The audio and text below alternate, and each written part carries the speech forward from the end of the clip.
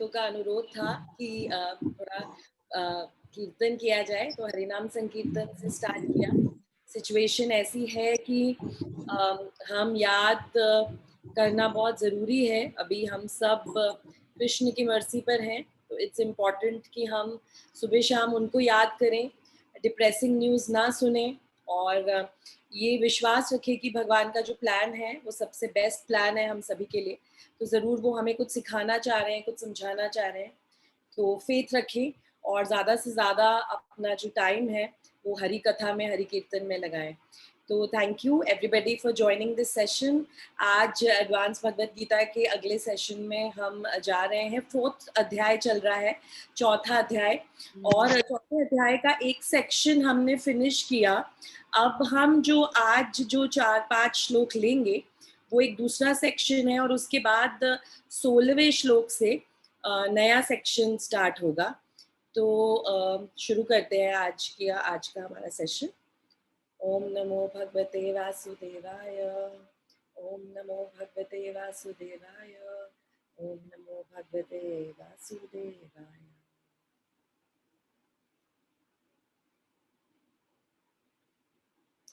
तो भगवत गीता यथा रूप, और हम आज चर्चा करेंगे सबसे पहले 12वें श्लोक की। 4था अध्याय 12वां श्लोक, ट्रांसेंडेंटल नॉलेज। और 12वां श्लोक है, कांक्षन्त कर्मणां सिद्धिं यजन्त इह देवता क्षिप्रं हि मानुषे लोके सिद्धिर्भवति कर्मजा।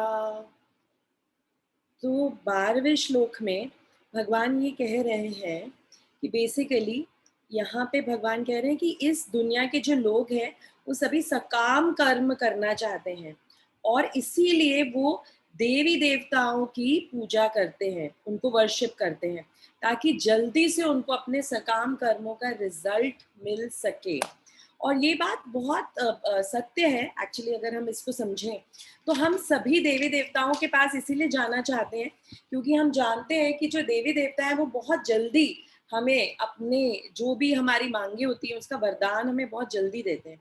तो हमने पिछले अध्याय में कर्म योग के बारे में जाना।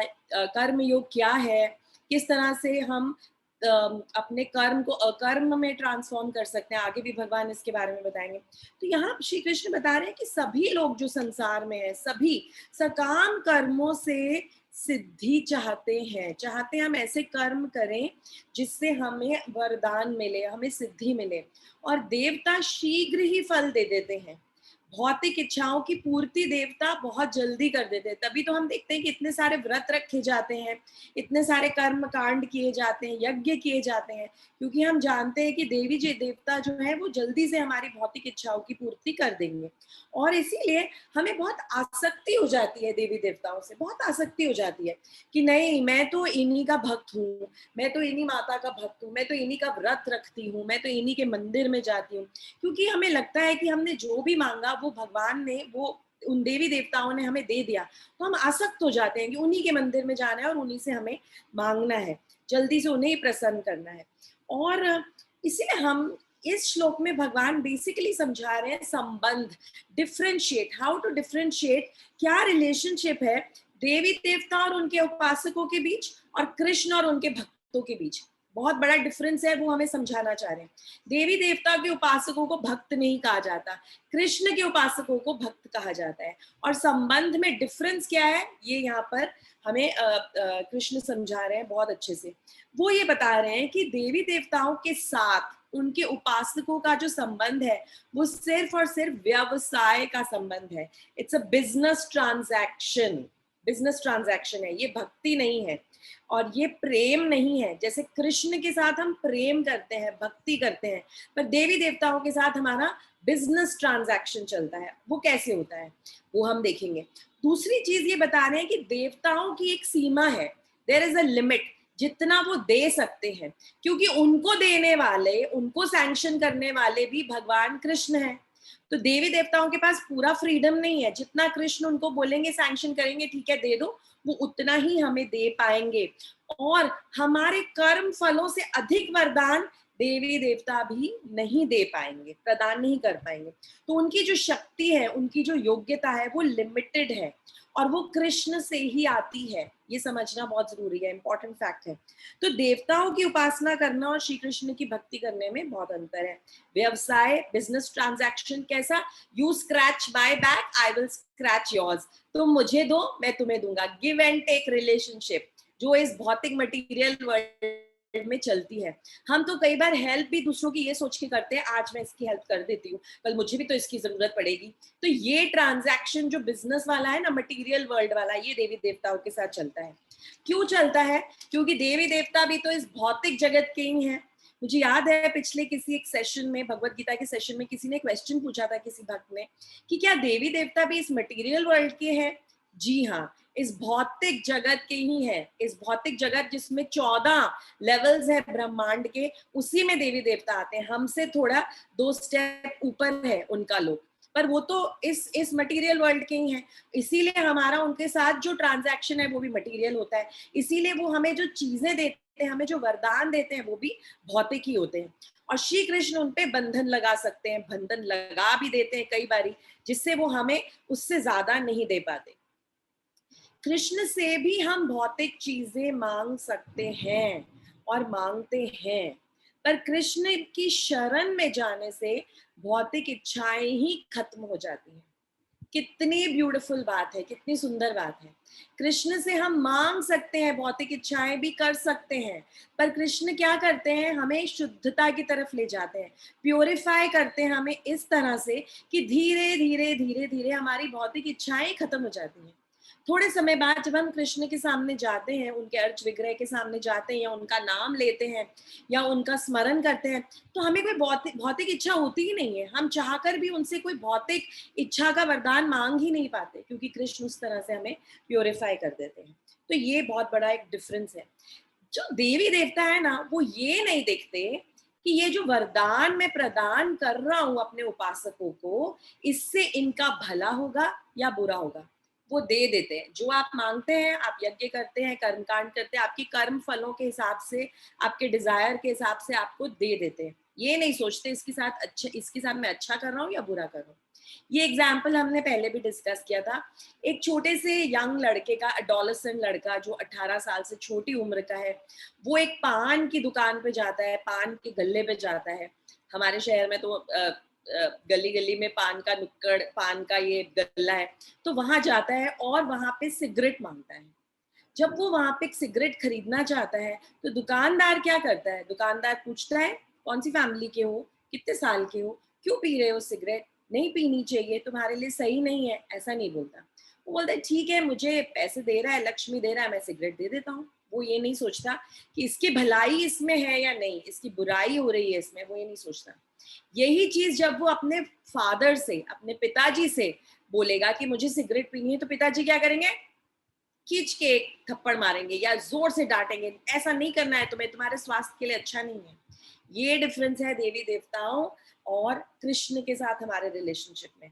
हम जब चीजें मांगते हैं देवी देवताओं से, तो वो ये नहीं देखते इनके लिए अच्छा हो रहा है बुरा हो रहा है, अच्छा भौतिक चीजें मांग रहा है दे दो, ऐसा। हम मांगते जाते हैं, वो देते जाते हैं, हम मांगते जाते हैं, वो देते जाते हैं, और हम इस भौतिक संसार में फंस जाते हैं और हमें उन चीजों की आदतें हो जाती हैं। और फिर हमें भौतिक चीजों की जब आदत हो जाती है, हम एडिक्टेड हो जाते हैं उनसे, और फिर हम और चीजें मांगते रहते हैं। हम उनके बिना रहना हमें आता नहीं है, और हम इस जन्म मृत्यु के बंधन में बंध जाते हैं। उनकी वजह से हम गलत काम करने लगते हैं, हम पाप कार्य करने लगते हैं, जो हमें उस समय समझ में नहीं आता। जब तक समझ आता है बहुत टाइम बीत चुका होता है। यही चीज जब हम कृष्ण से मांगते हैं, तो कृष्ण हमें शुद्ध करते हैं, हमें समझाते हैं कि तुम्हारे लिए क्या सही है, क्या सही नहीं है। इसीलिए जो बुद्धिमान व्यक्ति है, श्लोक में भगवान यही बता रहे हैं, जो बुद्धिमान व्यक्ति है वो इस लेन देन के चक्कर में नहीं पड़ता। पर कृष्ण ये भी कहते हैं कि अगर मेरे पास नहीं आ रहे, अगर मेरे भक्त नहीं बन रहे तो कोई बात नहीं, एटलीस्ट देवी देवताओं के पास तो जाओ, उनकी पूजा तो करो, क्योंकि वो ही तो निमित्त है तुम्हें सब कुछ देने के लिए। मैं उनके थ्रू ही तो तुम्हें दूंगा, मेरे ही तो रिप्रेजेंटेटिव्स हैं वो, मेरे ही तो एडमिनिस्ट्रेटर्स हैं। तो एटलीस्ट तुम उनके पास आओ, एटलीस्ट उनके पास आओ। धीरे धीरे स्टेप बाय स्टेप आगे बढ़ोगे और शुद्धता आएगी। प्रहलाद महाराज श्रीमद् भागवतम में बताते हैं, इंद्रिय तृप्ति, ये जो सेंस ग्रेटिफिकेशन है, जिसके लिए हम बार बार देवी देवताओं के पास जाते हैं और भौतिक इच्छाएं अपनी पूरी करने की मांग करते हैं, इंद्रिय तृप्ति के लिए करते हैं। ये जो इंद्रिय तृप्ति है ना, ये एक खुजली की तरह है। जब हम छोटे थे ना और हमें कहीं चोट लगती थी और वो चोट जब पक जाती थी, थोड़ी खुजली होती थी वहां पर, तो हमारी मम्मी हमेशा कहती थी, इसके ऊपर ना खुजली मत करना, अभी ये घाव ठीक हो रहा है, इस पे खुजली मत करना। पर अगर आपको याद हो, आप जब उस पर खुजली करते थे ना तो बहुत अच्छा लगता था, रिलीफ मिलता है। तो हम ना और खुजली करते थे उसके ऊपर, जब कोई देख नहीं रहा होता ना तो और खुजली करते और खुजली करते। खुजली बार बार करने से क्या होता है, थोड़ा उस समय तो मोमेंटरी रिलीफ मिलता है, पर धीरे धीरे धीरे धीरे क्या होता है, वो घाव बढ़ जाता है। यही सीधा एक स्ट्रेट सिंपल एग्जाम्पल है। जब हम देवी देवताओं से भौतिक चीजें मांगते हैं, आसक्ति हो जाती है, उनसे मांगते रहते हैं, ये उस खुजली की तरह है जो करते रहते उस समय तो मजा आ रहा है, रिलीफ मिल रही है, ऐसा लग रहा है हम बहुत खुश हैं, पर वो घाव जो है वो बढ़ता जा रहा है, क्योंकि हमें ज्ञान नहीं है, हमें ज्ञान नहीं है, हम इल्यूजन में है। जब हमें ज्ञान होता है, साधु शास्त्र, जब हमें भक्तों के संग में ज्ञान होता है इन चीजों का, तो हमें समझ में आता है कि परमानेंट सुख, परमानेंट हैप्पीनेस जैसी तो कोई चीज है ही नहीं।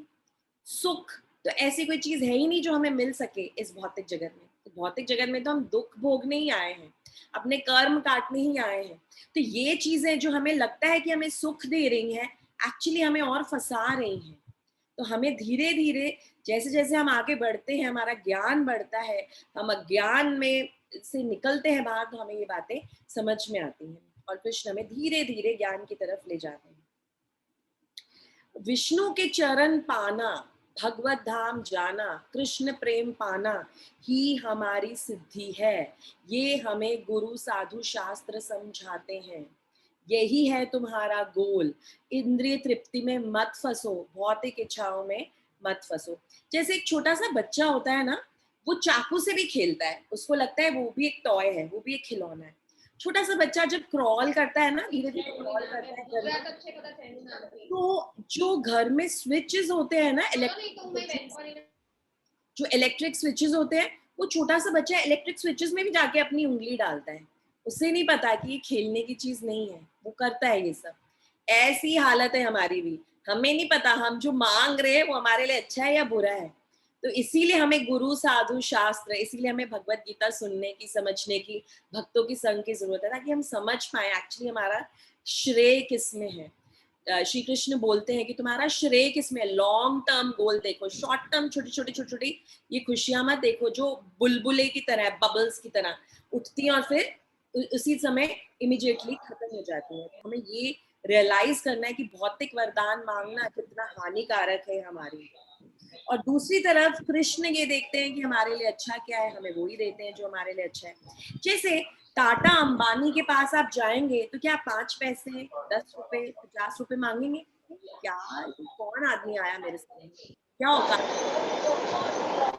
उसको जो मांगना चाहिए ये वो तो मांग ही नहीं रहा है मेरे से। तो ये हमें समझना है कि हम किससे क्या मांग रहे हैं, ये तो हम समझे, इतने बेवकूफ ना बने। और कृष्ण से भौतिक इच्छाओं, भौतिक वरदान की तरह की जगह हम कृष्ण प्रेम मांगे। जैसे ही कृष्ण प्रेम मांगेंगे, कृष्ण के भक्त बनेंगे, all by itself, by default हमें सारी चीजें मिल जाएंगी और परमानेंट सुख मिलेगा हमें, रियल आनंद, रियल सुख जिसे कहते हैं। अभी जो हमें सुख मिल रहा है ना, जो हम कभी कभी खुश हो जाते हैं, छोटे छोटे अचीवमेंट्स में खुश हो जाते हैं, भौतिक चीजें हमें मिल जाती हैं तो हम खुश हो जाते हैं, ये सुख कैसा है पता है? जैसे किसी को आप पकड़ लें और उसको एक पानी की, उसके उसके सर को, उसकी मुंडी को पानी से भरी हुई बाल्टी में डाल दें, घुसा देंगे तो कैसा लगेगा उसको, तड़पेगा, वो तड़पेगा, निकालो निकालो मुझे बाहर निकालो, मुझे बाहर निकालो, ये क्या पानी में डाल दिया। और जैसे ही आप उसको पानी में से बाहर निकालेंगे ना उसके सिर को, तो बोलेगा सांस आई, ये है असली सुख, ये सुख है, इससे ज्यादा सुखी मैं जिंदगी में कभी नहीं हुआ। तो ये जो दुख का जो एब्सेंस है ना, उसको हम फिलहाल सुख समझ रहे हैं। जब दुख नहीं है, जब हम इस माया में फंसे हुए नहीं है, जब हमारे ऊपर कोई हथौड़े नहीं पड़ रहे हैं, जब ठीक ठाक लाइफ चल रही है, कोई बहुत बड़ी प्रॉब्लम नहीं आ रही, तो हम सोच रहे हैं हम बहुत सुखी हैं। तो हमें समझना है, हमारे गुरु के शब्दों से, हमें शास्त्रों से समझना है, ये हम सुख नहीं है। असली सुख तो हमें भगवान के प्रेम से, भगवत धाम जाने से ही मिलेगा। ये मोमेंटरी सुखों से कुछ नहीं होने वाला। यहाँ कब तक फंसते रहेंगे, और कब तक, again and again we repeat this, कब तक 84 लाख योनियों में फंस फंस के यहाँ आते रहेंगे। आज ही मैं सुबह एक लेक्चर सुन रही थी, तो उसमें जो वक्ता है वो ये बोल रहे थे कि पता है, सारे जो मनुष्य हैं, थोड़ी फनी बात है, सारे जो ह्यूमन बींग्स है ना, सबकी शक्लें कितनी अलग अलग होती हैं। और अगर आप उनको ध्यान से देखेंगे ना, तो किसी ना किसी पशु पक्षी से उनकी शक्ल मिलती है। हम आइडेंटिफाई कर सकते हैं, ये उसकी तरह लग रहा है, ये उसकी तरह लग रहा है। क्यों ऐसा होता है? Just on a lighter note, क्योंकि हम यही सब पशु पक्षी बनते हुए तो आए हैं। इस ह्यूमन, ये जो ह्यूमन बर्थ हमें मिला है, कितनी मुश्किल से मिला है। हमें इस चीज का ज्ञान नहीं है कि कितनी मुश्किल से मिला है। हम कितने पक्षी बने, कितने एक्वेटिक स्पीशीज बने, पानी में तैर रहे थे, उसके बाद रेंग रहे थे, और उसके बाद पता नहीं कौन से पशु बनकर अब हमें ह्यूमन जन्म मिला है। हमें इसे अप्रिशिएट करना चाहिए और इसे अच्छे कार्यों में लगाना चाहिए। अगर इसे भी हम इंद्रिय तृप्ति में ही लगा देंगे, तो अगले जन्म में पता नहीं फिर कौन सा पशु बनेंगे। तो इसीलिए भगवान हमें समझा रहे हैं, समझो तुम्हारे लिए सही क्या है, मेरी बात सुनो और उसे समझो। अगला जो श्लोक है, 13वां श्लोक, बहुत इंपॉर्टेंट श्लोक है, आपने कई बार सुना होगा, बहुत इंपॉर्टेंट है। चतुर्वर्ण्यं माया सृष्टं गुण कर्म विभाग सम तस्य कर्तारामपि मां विधिय कर्ताराम अव्ययम्।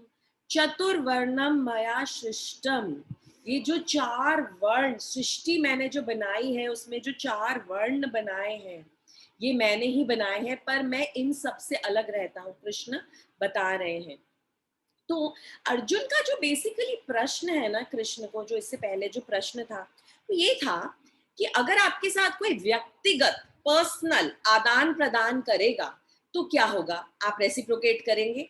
तो 11वें श्लोक में भगवान ने ये बताया कि हाँ, जैसा तुम मुझसे रिलेशन रखोगे मैं वैसा ही इक्वल रेसिप्रोकेट करूंगा।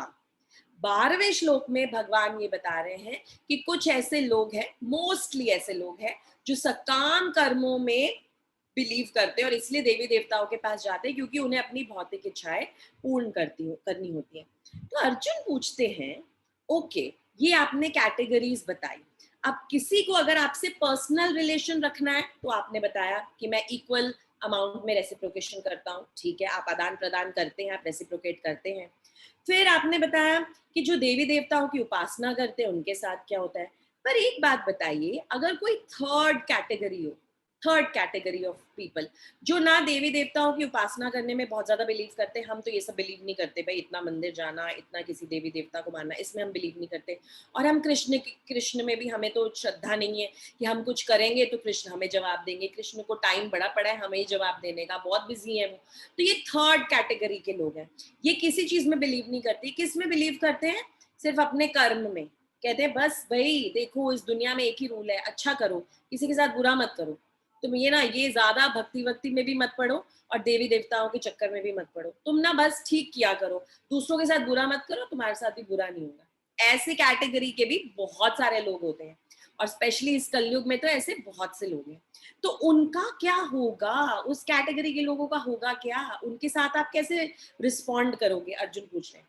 तो भगवान कहते हैं ओके, इसीलिए मैंने वर्णाश्रम की स्थापना की, दैवी वर्णाश्रम। जब भगवान ने स्थापना की थी तब वो दैवी वर्णाश्रम था, कलयुग में दैवी शब्द तो हट ही गया है, इट हैज डिसअपियर्ड, ये सिर्फ अभी वर्णाश्रम रह गया है। और वर्णाश्रम को भी लोगों ने जातिवाद में कन्वर्ट कर दिया है, कास्टिज्म, ग्रुपिज्म में कन्वर्ट कर दिया है। सो यहाँ पे हम ये जो सीक्वेंस है ये समझ रहे हैं कि श्री कृष्ण ने दैवी वर्णाश्रम क्यों स्थापित किया था, दैवी वर्णाश्रम से ये वर्णाश्रम कैसे बना, और अब ये क्या बन गया, अब तो ये जातिवाद बन गया। जातिवाद के नाम पे कितने लड़ाइयां हो रही है, कितने दंगे हो रहे हैं। तो भगवान यहाँ पे समझा रहे हैं कि ऐसे लोग अपना लक्ष्य कैसे प्राप्त करेंगे।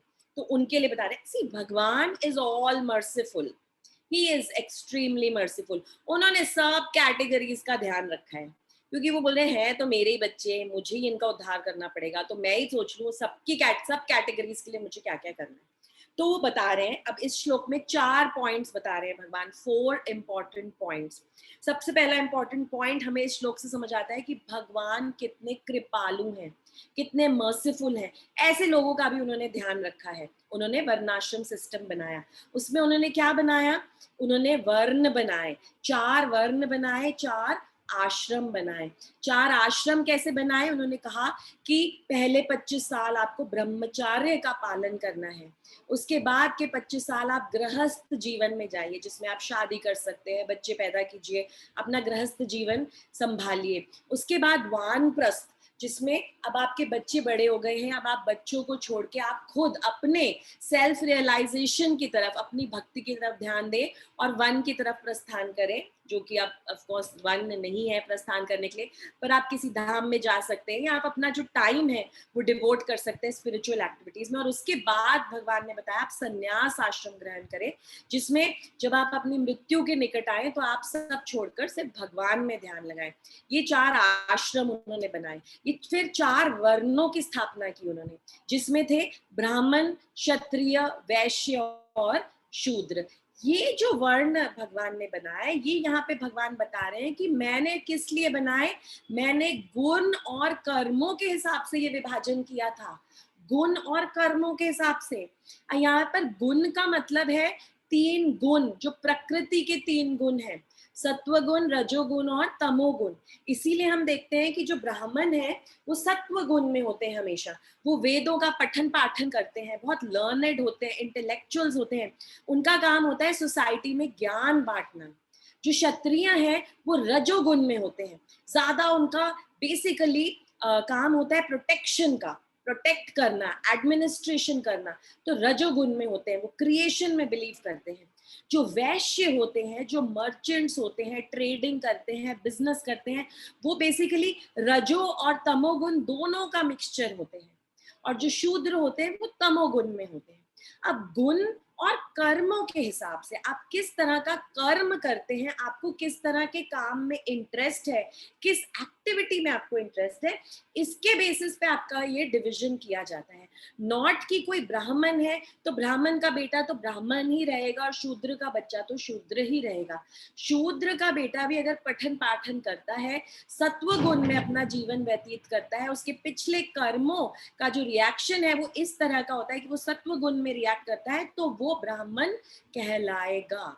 ये जन्म के बेसिस पे ये डिवीजन भगवान श्री कृष्ण ने नहीं किया था। और ये भगवान श्री कृष्ण ने किसके थ्रू करवाया, सृष्टि के थ्रू, मटेरियल नेचर, प्रकृति के थ्रू ये करवाया। इसीलिए प्रकृति के 3 गुण कहा जाता है। हमेशा हम सुनते हैं प्रकृति के 3 गुण हैं, और जब हम पैदा होते हैं तो हम इन्हीं प्रकृति के 3 गुणों में से किसी एक गुण को ज्यादा ग्रहण करते हैं। हमारे अंदर मिक्सचर है तीनों गुणों का, सत्व, रजस और तमस का मिक्सचर है।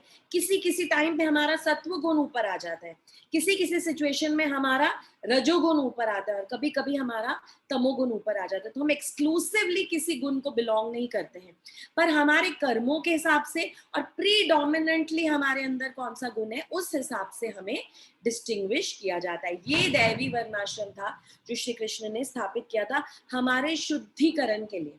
जो आश्रम भी भगवान ने जो स्थापित किए वो शुद्धिकरण के लिए थे। पहले ब्रह्मचर्य का पालन कीजिए, फिर गृहस्थ जीवन में जाइए और फिर अपना शुद्धिकरण कीजिए। अब आपको भक्ति की तरफ आगे बढ़ना है, अग्रसर होना है, तो वानप्रस्थ और फिर संन्यास। तो इसके लिए ये जो डिविजन था, ये जो दैवी वर्णाश्रम था, ये जो डिविजन था, ये नेचुरल था।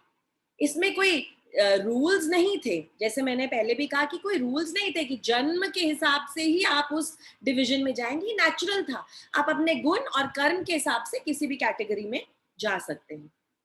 दूसरा पॉइंट जो यहाँ पर हमें समझ में आ रहा है इस पर्पट से, श्रील प्रभुपाद जो हमें समझा रहे हैं कि भगवान श्री कृष्ण का एम्फोसिस जो था, जिस पे वो ज्यादा एम्फोसाइज कर रहे थे, वो था on being human rather than human being human. आप ह्यूमन बनिए, पहले आप एक ऐसे इंसान बनिए जो सबके साथ प्यार से, सबके साथ प्रेम रखते हैं, सबके साथ कंपैशन रखते हैं।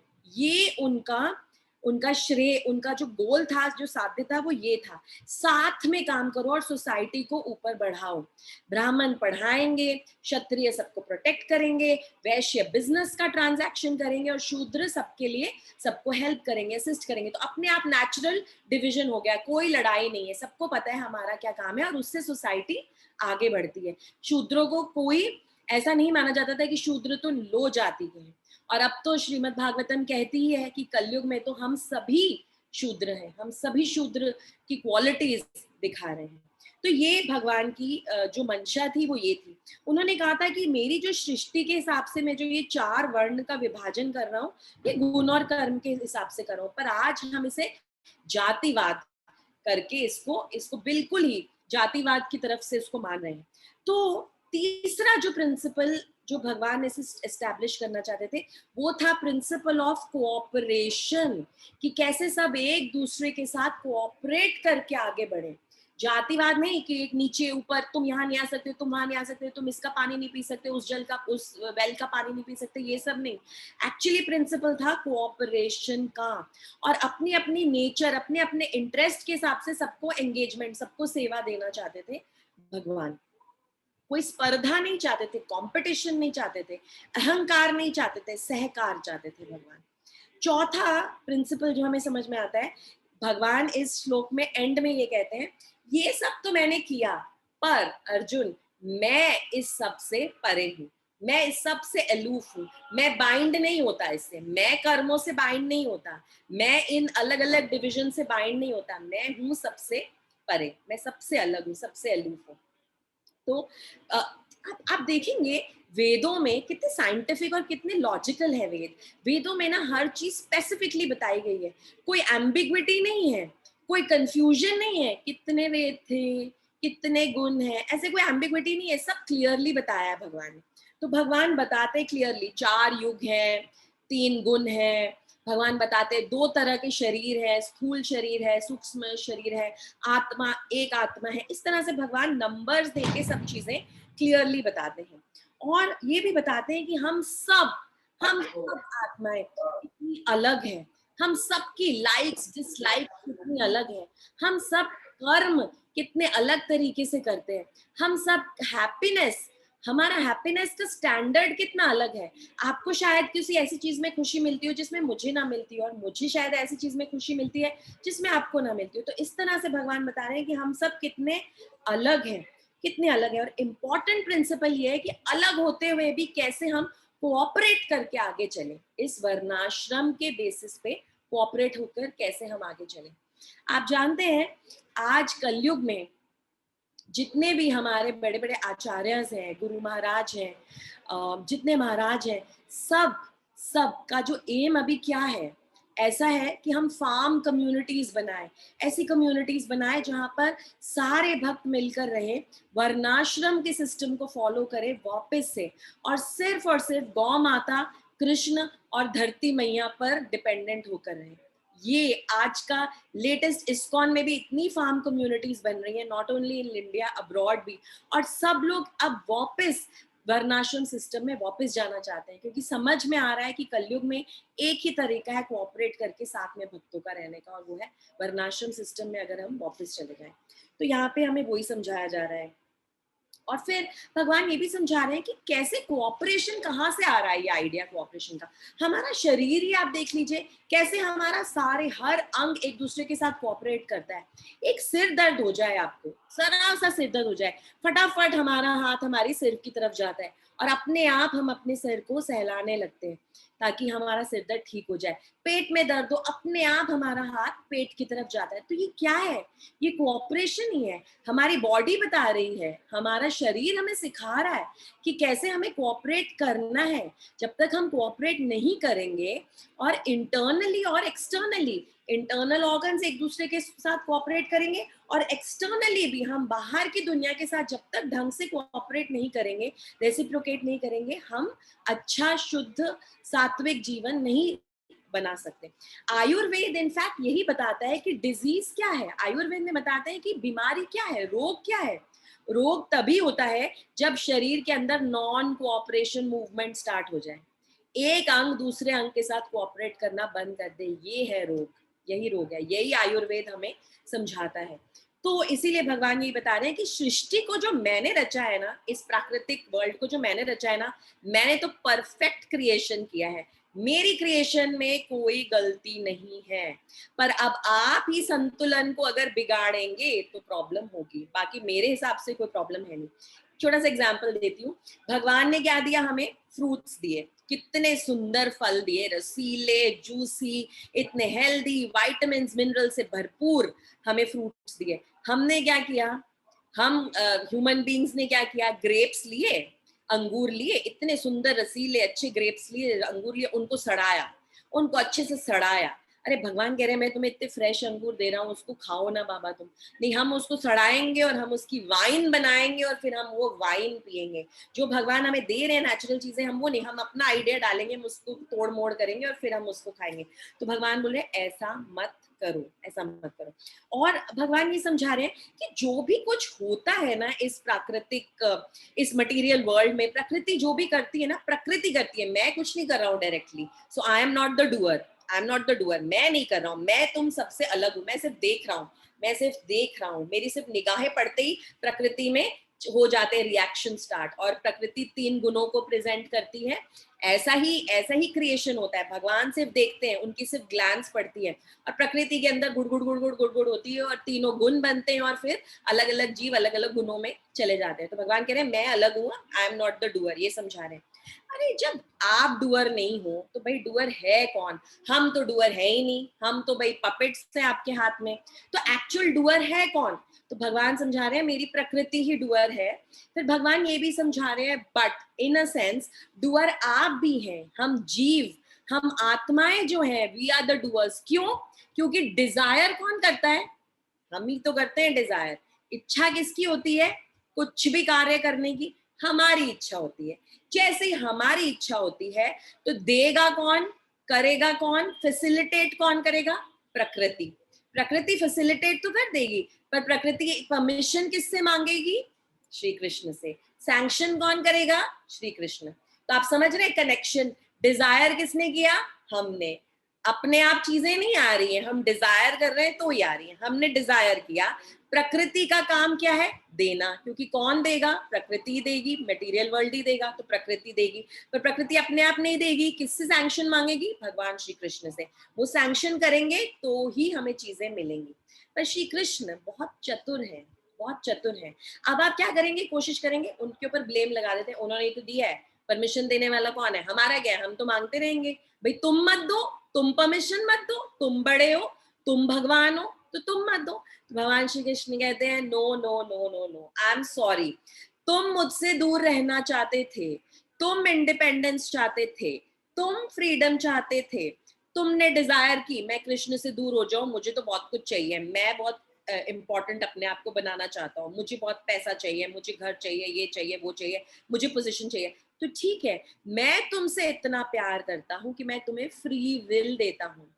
फ्री विल, वो थोड़ी सी फ्री विल है हमारे पास, उसमें हम डिजायर करके अपने आप को फंसा लेते हैं। उस छोटी सी फ्री विल में भी हम इतना बड़ा स्यापा क्रिएट कर देते हैं, इतना बड़ा कांड क्रिएट कर देते हैं अपने लिए कि फिर हमें 84 लाख योनियों में जाना पड़ता है उस छोटी सी फ्री विल को लेकर। और भगवान श्री कृष्ण क्या कहते हैं? मैं तुमसे बहुत प्यार करता हूँ। It's like a relationship between a boyfriend and a girlfriend. Boyfriend कहता है मैं तुमसे प्यार करता हूँ, पर तुमसे जबरदस्ती शादी नहीं करूंगा, तुम हाँ बोलोगी तो ही शादी करूंगा। तो भगवान श्री कृष्ण भी यही करते हैं। जैसे हम किसी ऑफिस में जाएं, किसी बैंक में जाएं, हमें कुछ काम है, हमने कोई एप्लीकेशन दी है, तो हम जीव हैं, हमने डिजायर की, हमने वो एप्लीकेशन दी, हमें कुछ काम करवाना है, हम किसको देते हैं? बैंक मैनेजर को देते हैं। बैंक मैनेजर कौन है? प्रकृति, वो ही देगी और कोई नहीं दे सकता। पर प्रकृति, बैंक मैनेजर क्या करेगा? वो अपने हायर ऑफिशियल को फोन करेगा, उनके पास एप्लीकेशन भेजेगा। जब तक वो सैंक्शन साइन स्टैंप नहीं करेंगे, तब तक वो बैंक मैनेजर हमें नहीं दे सकता। तो ये रिलेशनशिप है। Krishna is the sanction, he gives the sanction. प्रकृति मटेरियल नेचर फैसिलिटेट करती है एंड हम डिजायर करते हैं। तो सबसे बड़ा प्रॉब्लम लाइफ में क्या है? डिजायर। पर क्या हम उन डिजायर्स को छोड़ सकते हैं? Very very difficult. पर एटलीस्ट सुन सकते हैं, समझ सकते हैं, धीरे धीरे धीरे धीरे शुद्धिकरण की तरफ बढ़ सकते हैं और ऐसे दिन की कामना कर सकते हैं, प्रेयर कर सकते हैं भगवान से कि ऐसा दिन आए मैं आपके सामने खड़ी हूँ और मुझे कोई भौतिक डिजायर ना हो, मैं सिर्फ और सिर्फ आपका प्रेम मांगू। इतना कर सकते हैं, ये हम कोशिश कर सकते हैं। तो यहाँ पर कृष्ण, फिर फिर भी क्वेश्चन आ रहा है, फिर भी क्वेश्चन आ रहा है, फिर भी कृष्ण आप है ना बहुत चालाक बनते हो, सब कुछ करने के बावजूद भी बोलते हो मैं कुछ नहीं कर रहा, मैं कुछ नहीं कर रहा, मैं तो अलग हूँ, मैं तो अलग हूँ। What is this? थोड़ा थोड़ा तो आप कंपैशनेट बनिए, सारा सारा पावर आपके हाथ में ही है। तो अगले श्लोक में, 14वें श्लोक में कृष्ण 3 पॉइंट्स और बता रहे हैं हमें और समझाने के लिए कि भाई तुम समझ लो अच्छे से, तुम सेटिस्फाई हो जाओ कि मैं ही डूअर नहीं हूँ, डूअर तुम ही हो, तो प्रॉब्लम तुम्हारी डिजायर्स नहीं है। तो कृष्ण यहाँ पे 14वें श्लोक में 3 पॉइंट्स बता रहे हैं। क्या बोल रहे हैं?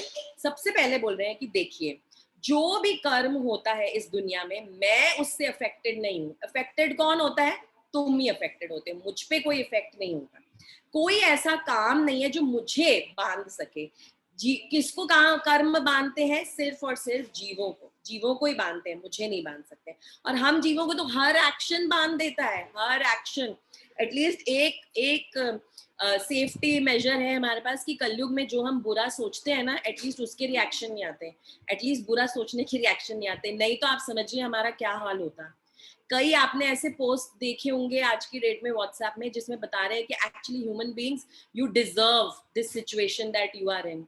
आज जो सिचुएशन हो रही है एक्चुअली आप डिजर्व करते हैं। एंड अगर आप बहुत गहन ध्यान करें इस बात पे, तो आप भी इस चीज को मानेंगे कि yes we deserve a lot, जो हमें नहीं मिलता, जो हमें भगवान नहीं देते। हम बहुत कुछ ऐसा गलत सोचते हैं, एटलीस्ट उसके रिएक्शन हमें नहीं मिल रहे। तो भगवान कह रहे हैं कि जीवों को ही कर्म बांधते हैं, मुझे नहीं बांधते। प्रकृति तुम पे ही रिएक्ट करती है, मुझे एक्ट नहीं करती, मैं तो बिल्कुल फ्री हूँ, ये भगवान बोले।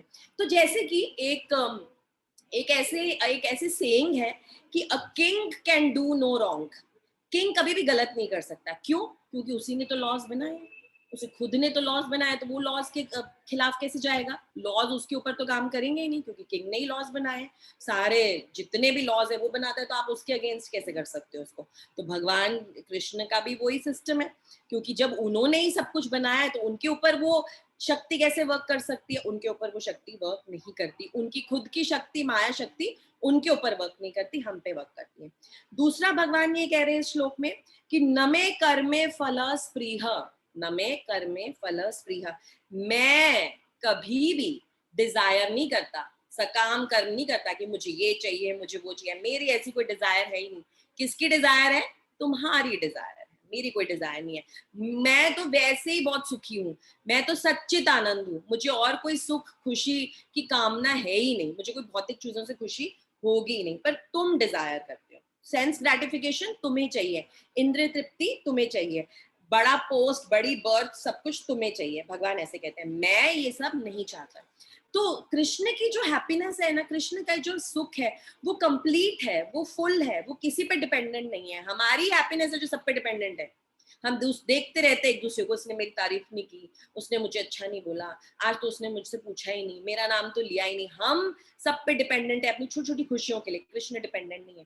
तो यहाँ पे एक छोटी छोटी सी लीला बताऊंगी, जिससे पता चलता है कि भगवान को किसी के ऊपर डिपेंड करने की जरूरत नहीं है। भगवान कह रहे हैं इसलिए मैं डूअर हूं ही नहीं, डिजायर तुम्हारी, इंद्रिय तृप्ति तुम्हारी, प्रॉब्लम तुम्हारी।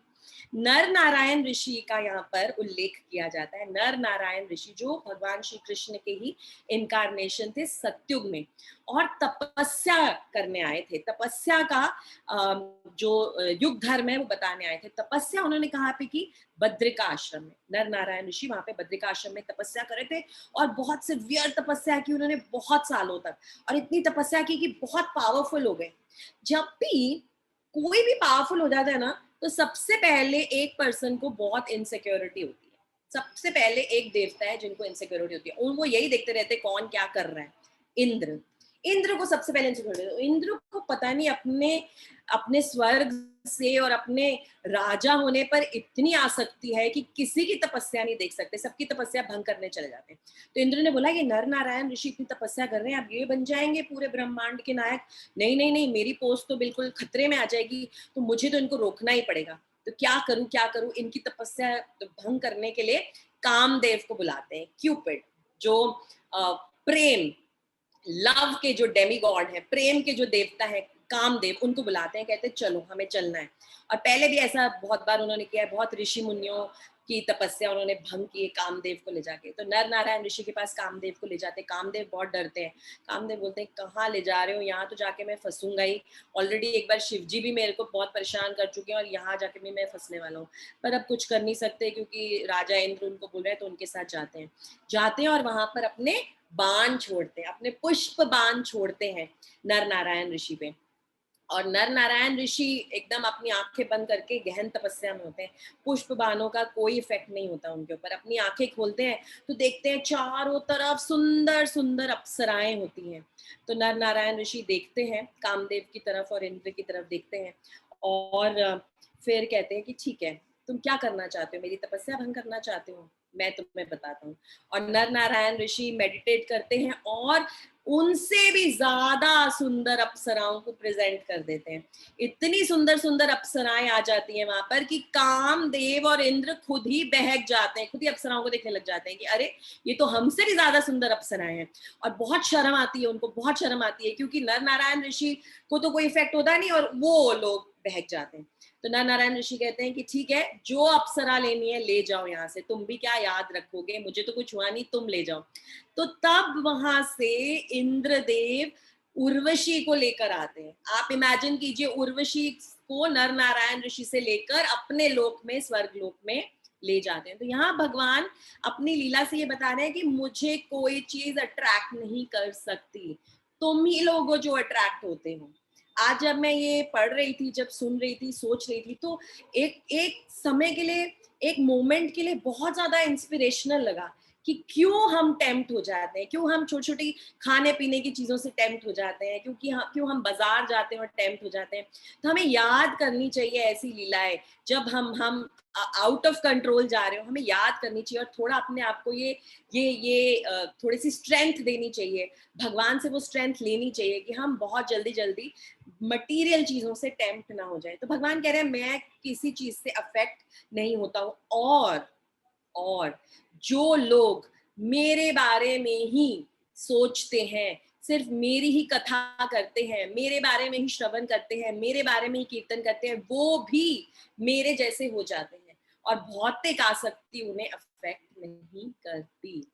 तो ये हमारे लिए एक बहुत होप इंस्पायरिंग फैक्ट है कि अगर हम अपना ज्यादा से ज्यादा समय भगवान की कथाओं के स्मरण में, कीर्तन में, श्रवण में लगाएंगे, तो हम भी धीरे धीरे इन भौतिक आसक्तियों से दूर हो जाएंगे। जैसे कि एक बड़ी सी फैक्ट्री का ओनर है, तो जब जब दिन खत्म होता है और सैलरी मिलती है, सबको सैलरी मिलती है, और जो सारे वर्कर्स हैं वो फैक्ट्री में से बाहर निकलते हैं, तो क्या करते हैं, मोस्टली हम देखते हैं, ऐसा हम पढ़ते हैं, मूवीज में देखते हैं, सीरियल्स में देखते हैं, सारे वर्कर्स क्या करेंगे, जाएंगे, आज सैलरी मिल रही है, और जाएंगे और खूब सारा पैसा उड़ा देंगे, खाने पीने में, शराब पीने में, अल्कोहल में, लिकर में, ऐसे सब में उड़ा देंगे। अब वो तो ऐसा करते हैं, पर जो मालिक है फैक्ट्री का, वो क्या करता है, शायद वो भी लिकर लेता होगा, शायद वो भी अल्कोहल पीता होगा, पर वो एक हायर स्टैंडर्ड की पीता है, ये एक लोअर स्टैंडर्ड की पीता है। तो स्टैंडर्ड का फर्क है दोनों में। यही फर्क है हम में और कृष्ण में। कृष्ण हमें बार बार समझा रहे हैं, get a higher test, get a higher test. कब तक ये लोअर टेस्ट में फंसे रहोगे, थोड़ा ऊपर बढ़ो, हायर टेस्ट एक्वायर करो, ये हमें कृष्ण समझा रहे हैं।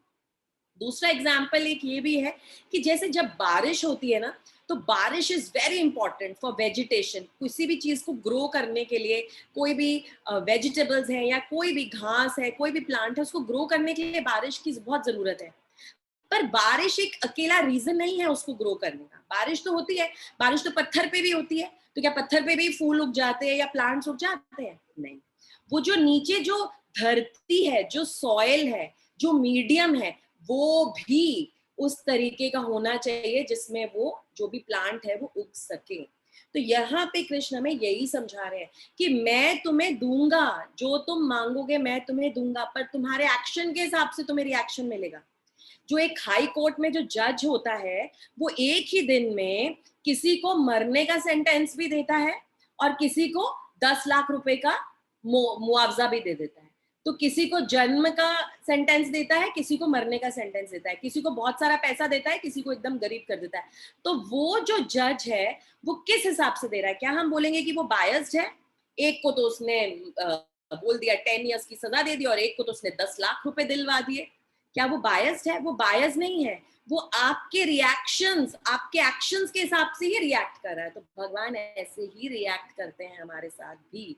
हमारे एक्शंस, हमारे डिजायर्स, हमारे कर्मों को देखकर भगवान रिएक्ट करते हैं। भगवान अफेक्टेड नहीं है। भगवान हम सबसे प्रेम करते हैं। भगवान तो चाहते हैं कि हम भगवत धाम वापस आए।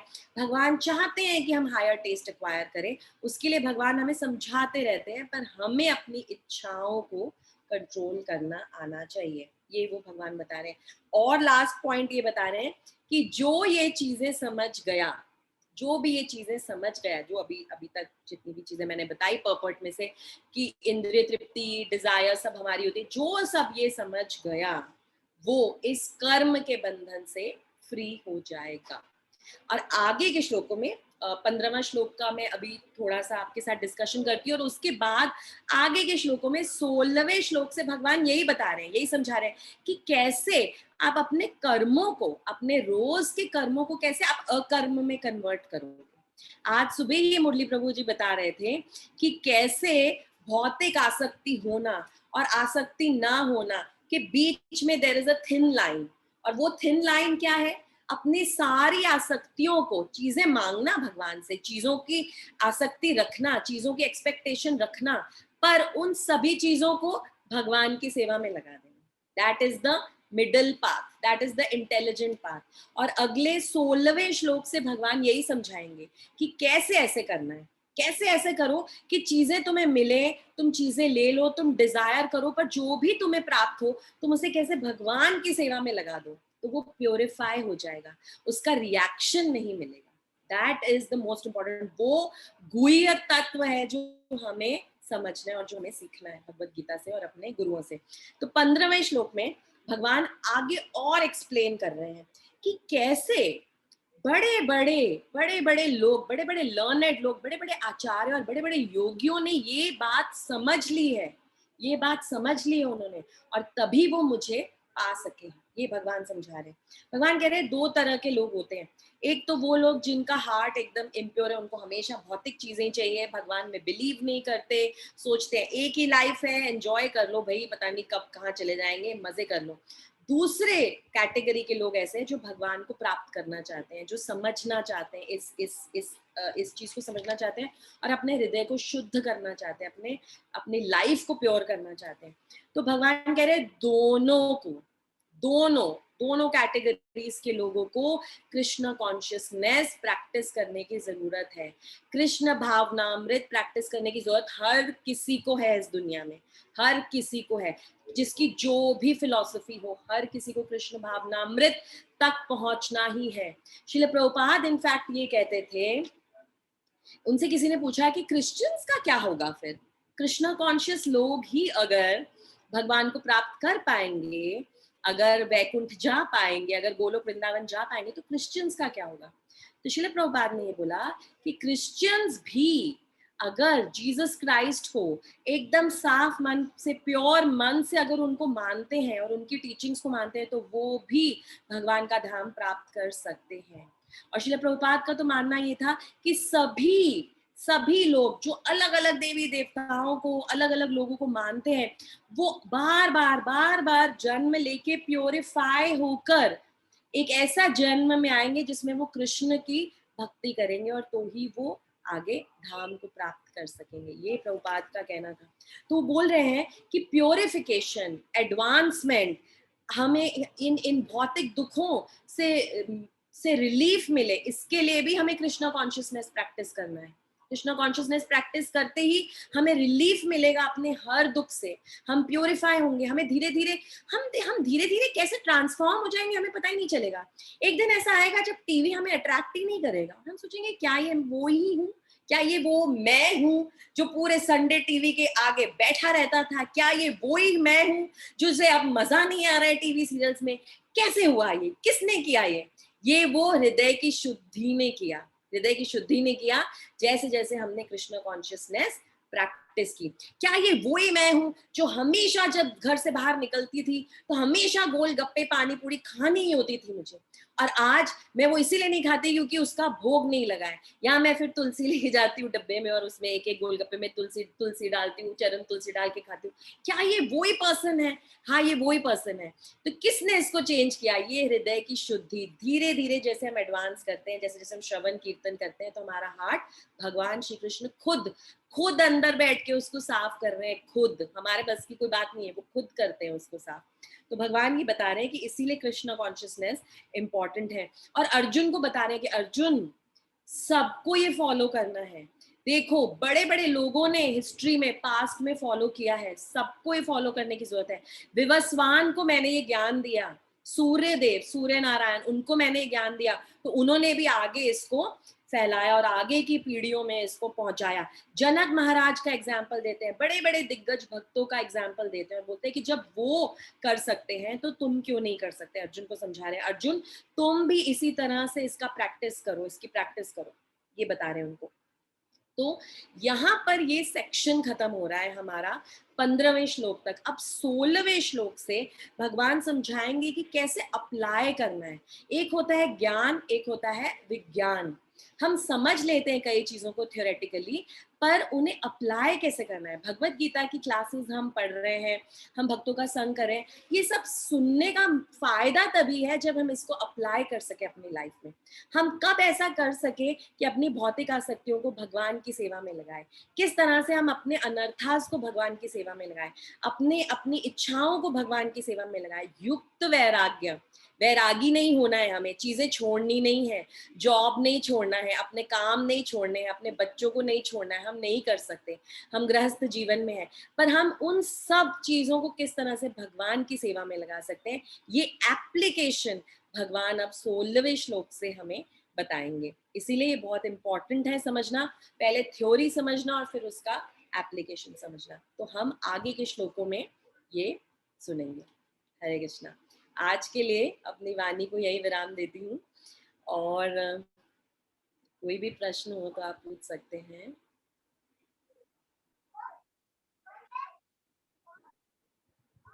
इन श्लोकों में कोई भी प्रश्न हो। बेसिकली हम कर्म के बारे में, हम भगवान के रोल के बारे में, किसको ब्लेम करना है, कई बार लोग कृष्ण को ही ब्लेम करते हैं, उन्हीं की प्रॉब्लम है सारी, उन्हीं को सब कुछ ठीक करना चाहिए था, वो क्यों ऐसा कर रहे हैं। तो हमें ये फेथ रखनी है, श्रद्धा रखनी है कि कृष्ण का एक प्लान है हम सबके लिए, हम उस प्लान में हम सब कैरेक्टर्स हैं, हम सब एक्टर्स हैं, और हमें ये देखना है कि हम क्या डिजायर कर रहे हैं, ऐसा हमने क्या किया है जो हमें ये रिएक्शंस मिल रहे हैं, और बहुत पेशेंस से उन रिएक्शंस को बेयर करना है, टाइम निकालना है। That is why it is said this to shell pass, nothing is temporary in this world, कुछ कुछ nothing is permanent in this world, sorry, कुछ परमानेंट है ही नहीं, सब कुछ टेम्पररी है। तो भगवान की इच्छा के हिसाब से सब कुछ चलेगा, हमें सिर्फ और सिर्फ भगवान की इच्छा में श्रद्धा रखनी है, फेथ रखनी है, एंथुजियाज्म रखना है, घबराना नहीं है, डिटर्मिनेशन रखना है। भगवान श्री कृष्ण ने भगवत गीता में जो 700 श्लोक कहे, 18 अध्याय कहे, सबसे लास्ट में एक चीज कही जो हमें याद रखनी है, जो एक एसेंस है भगवत गीता का, माँ शुच, डरो मत। ये श्री कृष्ण कह रहे हैं, डरो मत, किसी चीज से डरो मत, मैं हूं तुम्हारे साथ हमेशा, पर तुम ये लॉजिक समझो, लॉजिक समझो, क्यों आए हो इस धरती पर, क्या है तुम्हारा ध्येय, क्या गोल है, क्या करना चाहिए, उसको तो समझो। डरो मत, गिर भी जाओगे तो भी डरो मत, मैं हूं, मैं तुम्हें उठाऊंगा, तो इसीलिए डरो मत। जब भी हम भक्ति में आते हैं हमें बहुत डर होता है। हमारा आज सबसे बड़ा डर ही है कि हम सुबह उठ ना पाए और हम माला ना कर पाए, सबसे बड़ा डर ही हमारा ये है। अगर हम सुबह नहीं उठेंगे तो हमें कितनी टेंशन हो जाएगी, हमारा बिल्कुल दिन खराब हो जाएगा। तो तो ये डर है आज की डेट में हमें, ऐसा क्या अगर मैं उठी ही नहीं तो क्या होगा, मेरी माला ही पूरी नहीं होगी तो क्या होगा। तो ये में ऐसे सब इंसिडेंट्स आएंगे। माया छोटे छोटे बाण, बड़े बड़े बाण, हर टाइप के बाण माया तुम पर फेंकेगी, पर तुम डरो मत, डरो मत। श्रद्धा रखो, एंथुजियाज्म रखो, डिटर्मिनेशन रखो, डरो मत। ये भगवान बोल रहे हैं। और अलग अलग तरीकों से हमें समझाने की कोशिश करें, अलग अलग एग्जाम्पल से हमारे आचार्य समझाने की कोशिश करें। तो यही हमें याद रखना है, डरना नहीं है, भगवान में श्रद्धा रखनी है, किसी चीज से डरना नहीं है। जो भी हो रहा है हमारे भले के लिए हो रहा है। हरे कृष्ण। हरे कृष्णा। मुझे एक प्रश्न था कि जैसे आपने बताया था कि मीन्स कृष्ण भगवान ने बनाया है अपने कर्म के हिसाब से और ज्ञान के हिसाब से, बट उस समय कर्ण जो थे उनको वो शूद्र जाति के थे, तो उनको उन्होंने नहीं चांस दिया था उस समय में, मीन्स जो भी उनका ज्ञान था उसको उन्होंने आगे नहीं आने दिया उनको, तो वो क्यों ऐसा हुआ मतलब? यस, तो इसमें क्या है, हर भगवान के एक्शन में ये लीला है उनकी, ये सभी लीलाएं हैं। जो सभी भगवान की लीला में है वो सभी उनके नित्य पार्षद हैं। ठीक है, तो कोई कर्ण के साथ इनजस्टिस या कर्ण के साथ कोई द्वेष या कोई कर्ण के साथ बायस नहीं किया उन्होंने। ये एक लीला चल रही थी जिसमें भगवान दिखा रहे थे कि ये उनके उन्हीं के नित्य पार्षद ऑपोजिट साइड पे है, जो अधर्म का साथ दे रहे हैं, तो उनके साथ क्या होगा, जो धर्म के साथ है उनके साथ क्या होगा, यही भगवान बता रहे हैं। अगर आप भीष्म पितामह को भी देखें, जैसे आपने कर्ण का एग्जाम्पल दिया, तो भीष्म पितामह को भी हम देख के क्वेश्चन कर सकते हैं कि क्यों ऐसा हुआ। हम द्रौपदी को देख के भी क्वेश्चन ऐसा कर सकते हैं कि क्यों ऐसा हुआ उनके साथ, इतनी इतनी ह्यूमिलिएशन क्यों सहनी पड़ी उनको। सो बेसिकली ये लीला है भगवान की, और हर कैरेक्टर अपना अपना रोल प्ले कर रहा है, और हर कैरेक्टर हमें सिखा रहा है, हमें समझा रहा है। हमें यही समझाया जा रहा है कि कर्ण इतने स्ट्रॉन्ग थे, इतने पावरफुल थे, तो क्यों क्यों उनके साथ ऐसा हुआ कि कुंती महारानी को उन्हें त्यागना पड़ा, क्यों उनके साथ ऐसा हुआ कि वो शूद्र के घर में उनका पालन पोषण हुआ, क्यों ऐसा हुआ। क्योंकि उन्होंने, जब उनके पास डिजायर थी, उनके पास वो इंडिपेंडेंट विल थी, उन्होंने क्या चूज किया, उन्होंने अधर्म का साथ देना चूज किया। राइट, तो अधर्म का आप जब भी साथ दोगे तो आपके साथ ऐसा ही होगा। तो ऐसे अलग अलग लीलाओं से भगवान यही समझा रहे हैं। इसीलिए भगवान क्या बता रहे हैं, विभीषण के साथ क्या हुआ, विभीषण ने सब कुछ होते हुए भी श्री राम का साथ दिया, तो क्या हुआ, एंड में अयोध्या उनको मिली। तो ये अलग अलग लीलाओं से, अलग अलग एक्शन से भगवान यही बताते हैं हमें, हमें ये प्रेरणा दे रहे हैं, हमें लेसन सिखा रहे हैं कि क्या करना चाहिए हमें लाइफ में। देखा जाए तो अर्जुन को भी कंफ्यूज्ड क्यों होना चाहिए, अर्जुन को बिविल्डर्ड होना ही नहीं चाहिए। अर्जुन तो भगवान के इतने क्लोज, भगवान कह रहे हैं अर्जुन मैं तुम्हें ही सिर्फ ये ज्ञान दे रहा हूँ, है ना, क्योंकि तुम मेरे दोस्त भी हो और तुम मेरे भक्त भी हो, सिर्फ तुम्हें दे रहा हूँ ये ज्ञान। तो अर्जुन तो इतने क्लोज है भगवान के, तो फिर क्यों अर्जुन कंफ्यूज हो रहे हैं। सब हमें सिखाने के लिए ही हो रहा है, सारी लीलाएं हमें सिखाने के लिए हो रही हैं। और जैसे जैसे हम आगे इस पे और डिस्कशन करेंगे और आगे हम और पढ़ते जाएंगे, हम देखेंगे कि हर लीला कितनी डेप्थ में है। जो दिख रहा है, हमने इस पे पहले भी कई बार डिस्कशन किया, जो दिख रहा है सिर्फ वो ही नहीं है, हमें शास्त्र चक्षु चाहिए समझने के लिए। तो कर्ण की भी जो स्टोरी है वो बहुत डेप्थ में, हम जरूर इसके बारे में भी डिस्कस करेंगे किसी दिन, कि क्यों ऐसा भगवान ने किया और क्यों उन्होंने अधर्म का साथ दिया। भीष्म पितामह ने भी क्यों अधर्म का ही साथ दिया, और फिर वही भीष्म पितामह थे जिन्होंने युधिष्ठिर महाराज को इतनी एजुकेशन दी। बाद में ये अपना शरीर त्यागने से हाँ, पहले युधिष्ठिर महाराज को इतना धर्म का ज्ञान दिया, वही भीष्म पितामह ने। जिन्होंने अधर्म का साथ दिया वो धर्मराज युधिष्ठिर को ज्ञान देके जा रहे हैं। बहुत ठीक डीप है हमारे है। ओके, जो भी शास्त्र हैं, बहुत डीप है। Hare Krishna. Okay, thank you.